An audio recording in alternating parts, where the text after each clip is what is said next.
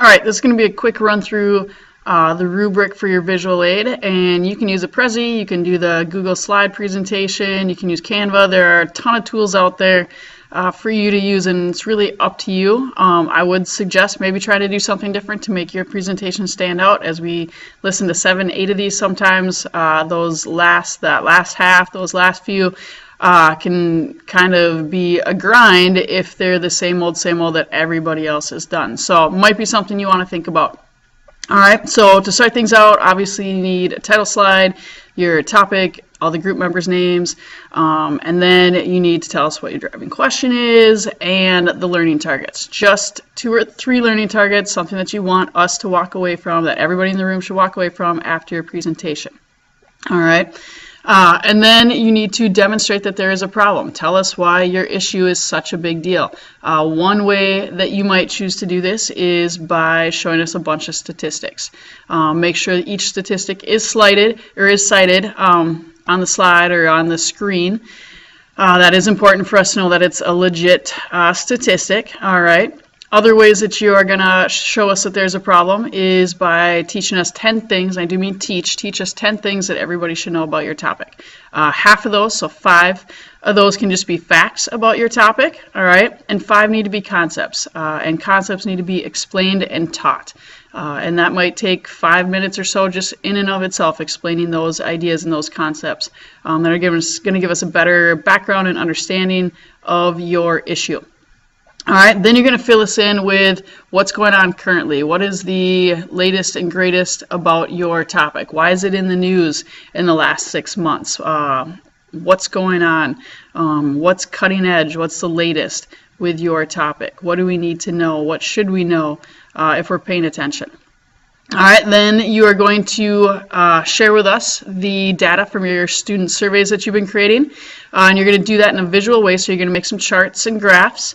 You're going to have 4 total charts, 3 of which will be Eastview data, and then 1 of which will be the Minnesota student data or the CDC, all right, so the national data, so that we can compare one question of yours to a larger audience, to the students in the state of Minnesota or students throughout the country, all right.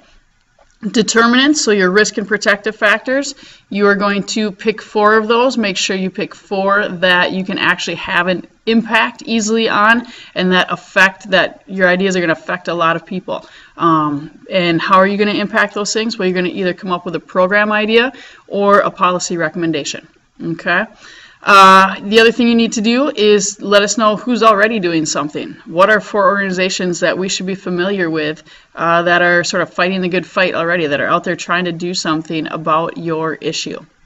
Okay, then, and you don't have to go in this exact order, all right? Do what works best for your group and what makes the most sense to give us a full picture of what's going on. But you need to share with us your information from your interviews. Who did you interview? Who are they? Why are they important? Why should we listen to them? And what was the most important thing that you took away from each interview? All right. Make sure you've got some sort of visual, whether it's their picture or maybe just a picture of their logo, the Eastview building. If it's a police officer from the Apple Valley Police Department, like either a picture of the badge, if you can find that, or a picture of the building. Okay. And at some point here then towards the end, you need to start sharing with us your solutions. So for each determinant, you're going to come up with a solution, an idea, a program, or a policy recommendation that addresses that determinant. Okay, so those were things in the slide presentations that I've given or showed to you, things like the tutoring program or the mentorship program, or requiring community service before a certain amount of community service before graduation, things like that.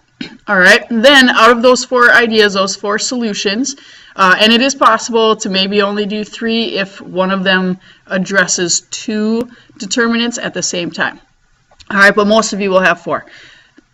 Out of those 4 solutions, if I was a rich person and I'm listening to your ideas and I said, I think you've got some great ideas, but I can only afford to fund one of them, which one would you choose? All right, and then tell us a little bit more in depth about that idea. Whose support would you need? How would you implement it? What obstacles would get in the way from making a successful program. How are you going to work around those obstacles? You've got to have ideas to problem solve and troubleshoot those obstacles, or why would I give you that money if I thought those obstacles would actually stop you? All right, and then end with a closing slide, preferably not a summary. And then you also get graded on the aesthetics of your presentation. All right, making sure there's not too much text on the slide, making sure you used images, making sure the screen was never difficult to read, either by size of text or by background, things like that. All right, and then obviously needs to be turned in on time. All right, I hope this helps, and let me know if you have any questions. Thanks.